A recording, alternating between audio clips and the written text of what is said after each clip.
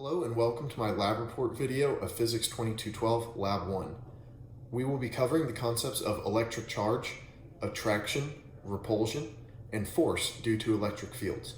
In order to study this further, I will be demonstrating how to charge a piece of tape and discussing the properties of that charged tape as a result of the charge. Next, I will demonstrate repulsive and attractive forces of two pieces of charged tape. This will demonstrate how two objects with the same charge sign, whether negative or positive, repel each other. Lastly, I will show how to estimate the charge present on a piece of tape through using the repulsive force of like-charged tape to float a charged piece of tape and use the distance between the two charged pieces of tape to estimate the charge. This can be calculated by summing the forces acting upon the tape and Coulomb's law.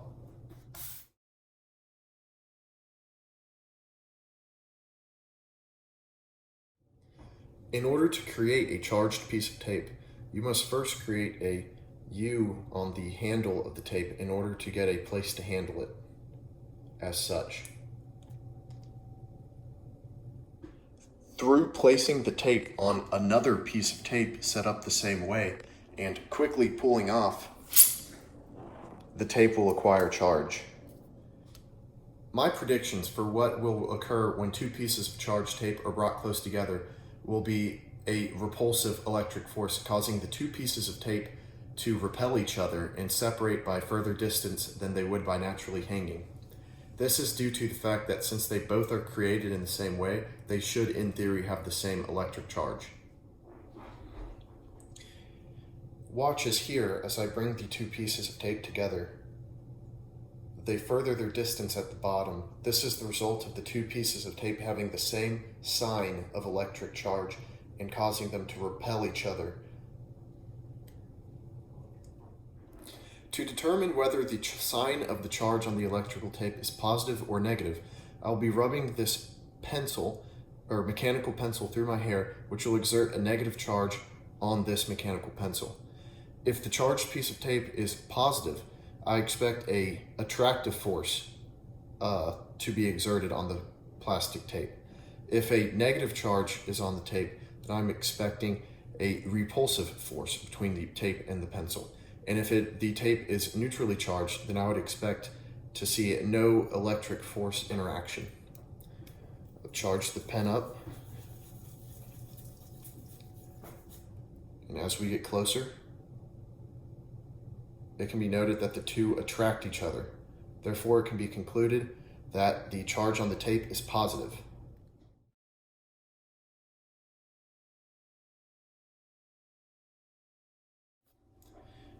The next part of this experiment will be to determine the amount of excess charge left on a piece of tape. In order to do this, I will suspend a piece of charged tape above using books. I will then bring another piece of charged tape below it and measure the distance of force interaction where the tape levels out. Through using this and the summation of forces acting on the tape and the use of Coulomb's law, we will be able to estimate the amount of charge on the clear tape. Through elevating a piece of charged tape and measuring the distance between this piece of charged tape and another piece of charged tape, for this top piece of tape is seemingly levitating due to the repulsive force of the two pieces of tape. The distance can be measured in the calculations to determine the number of electrons will be discussed later. In order to calculate the number of electrons on the tape, some assumptions must be given. They are that the equal lengths of tape are used and that all the charge on the tape are located at the center. This allows us to do a point charge calculation.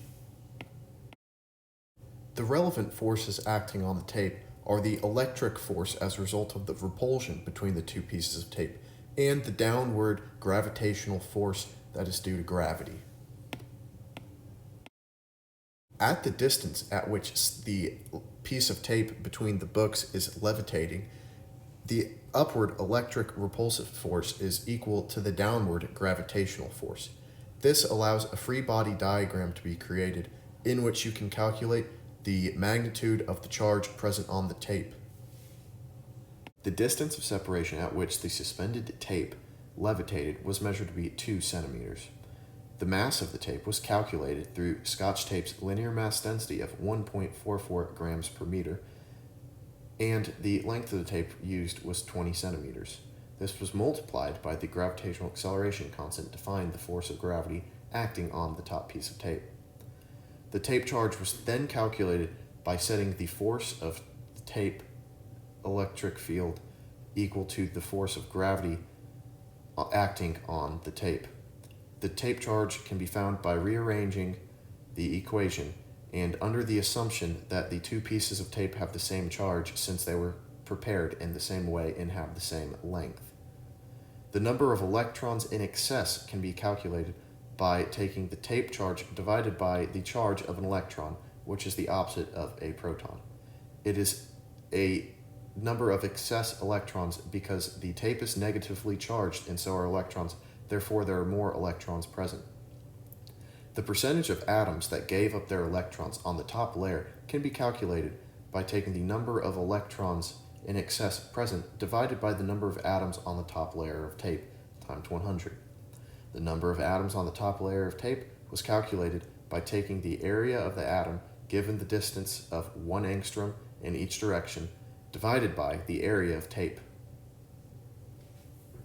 The results of the experiment found a charge on the tape of negative 9.9653 times 10 to the negative 9th coulombs. This resulted in the number of excess electrons present on the tape being 6.228 times 10 to the 10th. The percentage of atoms that gave up their electrons on the top layer was calculated to be 1.73 times 10 to the negative 5th percent.